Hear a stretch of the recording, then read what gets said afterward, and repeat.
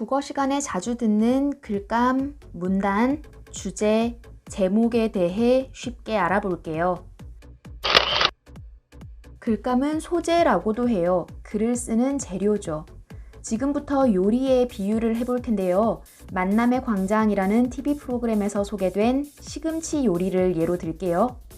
그 음식을 만들기 위해서는 이런 재료들이 필요해요. 시금치, 돼지고기, 그리고 각종 양념들. 글로 따지면 이런 재료들이 바로 글감입니다.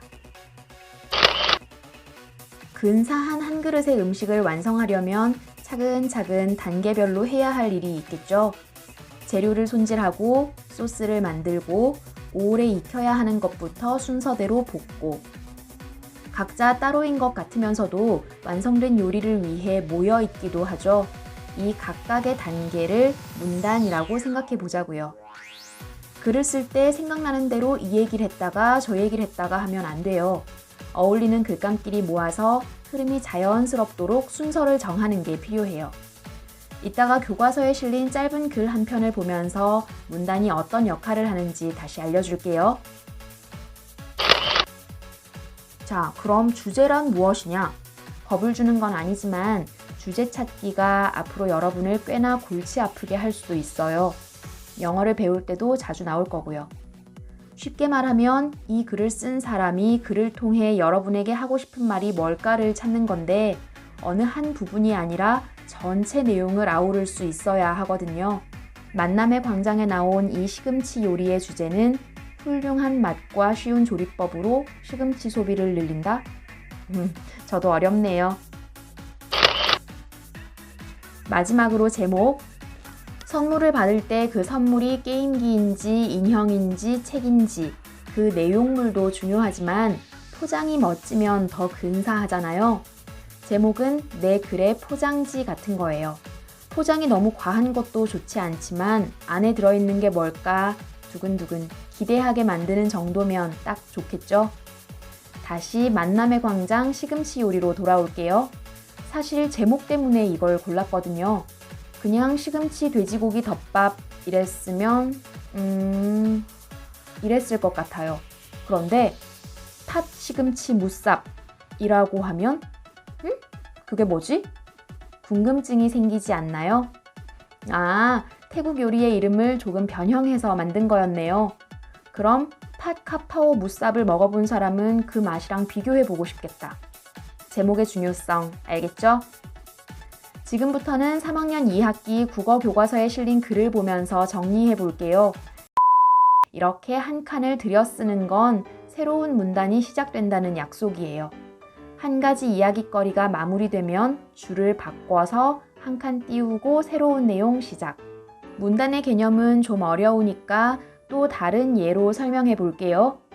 투니버스 같은 채널을 보면 신비 아파트 하고 나서 광고, 안녕 자두야 하고 나서 광고, 흔한 남매 하고 나서 광고, 이런 식으로 프로그램들 사이에 광고가 들어가죠. 여기서 줄을 바꿔서 한 칸 띄우는 게 광고랑 같은 역할인 거예요. 이제 신비 아파트는 끝났어 하고 안녕 자두야. 이제 안녕 자두야가 끝났어 하고 흔한 남매. 그런데 전체적으로는 투니버스니까 만화 영화라는 큰 하나의 공통점을 가지고 있는 거죠. 어때요? 이해가 됐나요? 이제 글의 주제를 파악하기 위해서 문단별로 중심 내용을 찾아봅시다. 첫 번째 문단에서는 내가 앞으로 무슨 얘기를 할지 소개하고 있네요. 날씨가 추워지면 감기에 걸리는 사람이 많아. 심하면 약을 먹어야 하지. 그래서 내가 지금부터 하고 싶은 말은 약을 어떻게 먹어야 좋은지 알아보겠어. 이 글의 두 번째 문단부터는 첫 문장의 중심 생각이 담겨 있네요. 이런 걸 두괄식이라고 해요. 한자 머리 두자를 써서요. 반대로 자세한 설명을 먼저 하고 마지막 부분에 중심 생각을 쓰는 건 한자 꼬리 미자를 써서 미괄식이라고 하고 앞 뒤에 다 써서 강조하는 방식은 양괄식이라고 해요. 짧은 글에서 양괄식을 쓰면 너무 반복되는 느낌이 들겠죠? 이 글을 자세히 분석하는 게 목적은 아니니까 뒷받침 내용은 그냥 건너뛸 건데 여러분이 글을 쓴다면 이 뒷받침 내용에도 신경을 많이 써주세요. 중심 문장에 하고 싶은 핵심 내용이 들어있어도 그걸 자세히 풀어 써줘야 다른 사람도 여러분의 생각을 찬찬히 따라가듯 이해할 수 있거든요. 자, 이렇게 감기약 어떻게 먹어? 처방받아 먹어. 끝까지 먹어. 물이랑 먹어. 그렇다면 글쓴이가 이 글을 통해 하고 싶은 말, 주제는 뭘까요? 네, 바로 감기약을 올바르게 먹는 방법을 알려주는 거네요. 주제를 담아서 제목을 지으면 좋겠죠? 교과서에 나온 제목은 감기약을 먹는 방법인데 그건 정직하게 시금치 돼지고기 덮밥이라고 한 느낌이니까 조금 재밌게 지어보세요. 감기약 제대로 먹고 감기 뚝 이렇게? 별론가? 하나만 더. 감기약 우유랑 먹어도 될까? 이런 제목은 피해요. 그건 한 문단의 일부분에만 해당되는 내용이니까요. 다른 문단들이 삐질지도 몰라요. 전체 내용을 포함할 수 있는 제목을 지어주세요.